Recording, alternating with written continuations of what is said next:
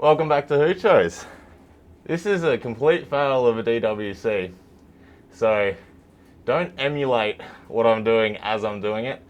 I guess, well, you'll find out. I basically made this grow tent into a biohazard. And now I've got to disinfect the entire thing. Woo! Enjoy the video.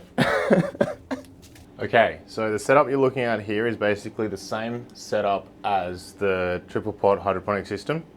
I've got the Mogobe Octopus above it, and I'm really interested to see how it performs in what is basically the size grow tent that it's meant to perform in. In addition to this self-fulfilling setup, I'll clean that out in a sec, we're also going to add in DWC tops. So they just fit over the top like this. Now the reason I'm using these plant sources is because they give a lot more support to the base pots than a standard bucket lid would. So before I add in the expanded clay balls and the clones that I've made, I'm going to fill up this system with hydroponic nutrient. Now into each bucket we're going to add in an air stone. For me, I'm going to use 2 pumps. Each pump has 2 air outlets. However, if you have an air pump that has 4 air outlets, you'll only need 1 pump for the system. So into the side of each bucket, we're just going to drill a hole just below the lip so our air tube can go in just underneath where our lid fits. Okay, now our air stones are set up and running.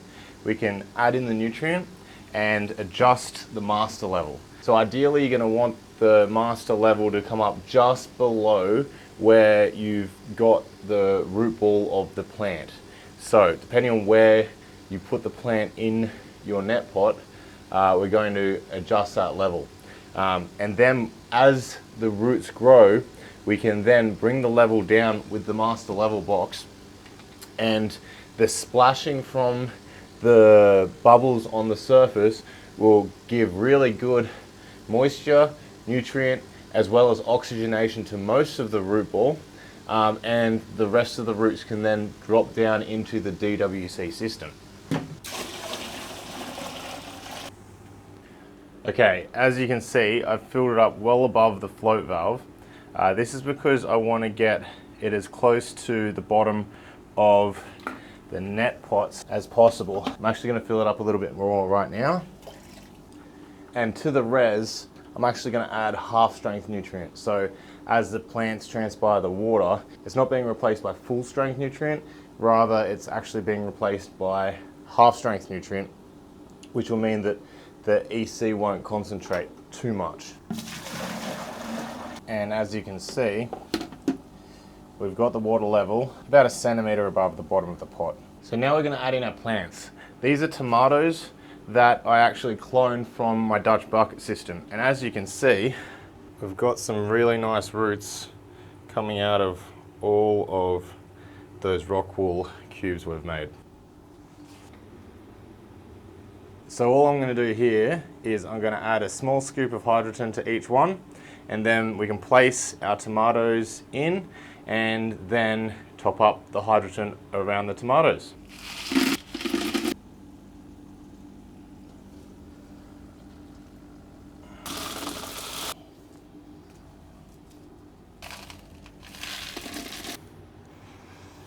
So I just added a little bit of extra height to this to start with, just to get those rock wool cubes touching that water. And then once the roots come out, we can then lower this master level. Let's get to the grow.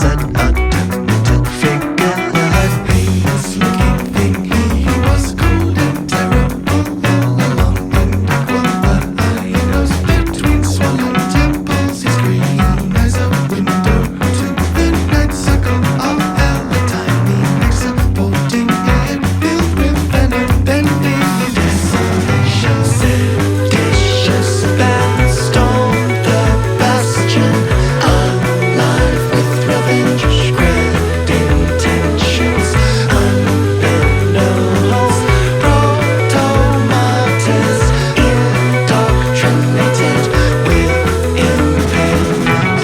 Just like that, the flood was crushed, brushed away with a thought. Somewhere found alive, left to roam with the skin cauterized and blistering, forever not far off to see. Reminding those who think descent is a bridge across the sea. Making peregrinations, search of a family evaporated in the dark, stolen by the despot. A journey made, although the worst having had his eyes gouged, left without the gift of sight to face his true destroyer. Across the land he walked with death parading his arms aware. Alright, so I haven't touched this grow since I set it up. The only thing I've done is in this reservoir down here, and I've topped it up with water a couple of times. I've been pretty slack with this grow, and there's been a ton of nutrient problems. So let's have a look inside and see what we've got. Oh, there is just so much humidity coming out of there. There's no ventilation in this tent, and that's really not good. You really do want to ventilate your grow tents. Have a look at that. All right, so straight off the bat, there's a ton of nutrient problems. Obviously, the plants have grown up into the light, and that's not been ideal either. Wow. Yeah, where do I start? I'm gonna have to disinfect this whole room because there's a ton of mold on everything, and that's purely because of the humidity in the room, as well as my lack of maintenance of these plants. And what's really, really interesting, I'll see if I can get you closer, because it's obviously been precipitating and almost raining over the top of these plants, all of the stems of the tomatoes have developed roots. You can see the roots coming off all of the plants. Oh, that's not good. Look at all that. You can see the mold spores. I'm gonna have to completely clean out this grow room. Yeah, that's not good at all. Oh, see that? That's bad. Yuck. But we do have one lone survivor tomato. And this is the one you could see growing in the time-lapse. I might be able to make some green tomato chutney out of that. The light obviously performed well, although it's hard to take away any meaningful assessment from this mess. It definitely wasn't a lack of light that did this though. This is a lack of maintenance. So the system kind of worked. I really want to fine tune this system before I recommend it.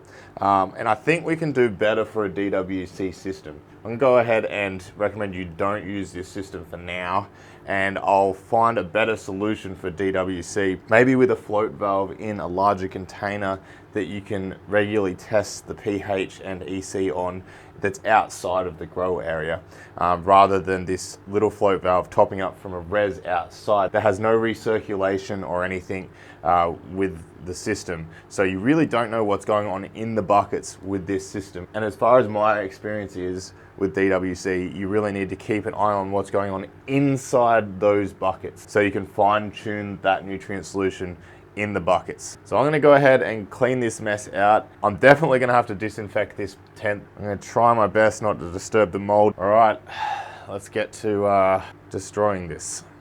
Oh, look, another tomato. Nice.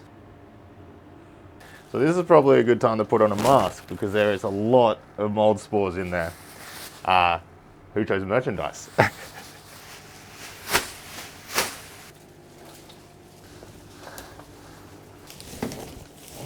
Ugh, holy moly, look at those roots. Have a go at that. I mean, they're actually relatively healthy. That's crazy. Also, a quick way to empty out your hydroponic systems if you don't have a pump that can pump it out is just use a wet and dry vacuum. And now I guess we've come full circle. So I hope you can learn from my mistakes, and hope you enjoyed the video. Happy hydroponicking, and I'll see you next time on Hoochos. Ugh. It's still raining in here. Like, ugh. Oh well.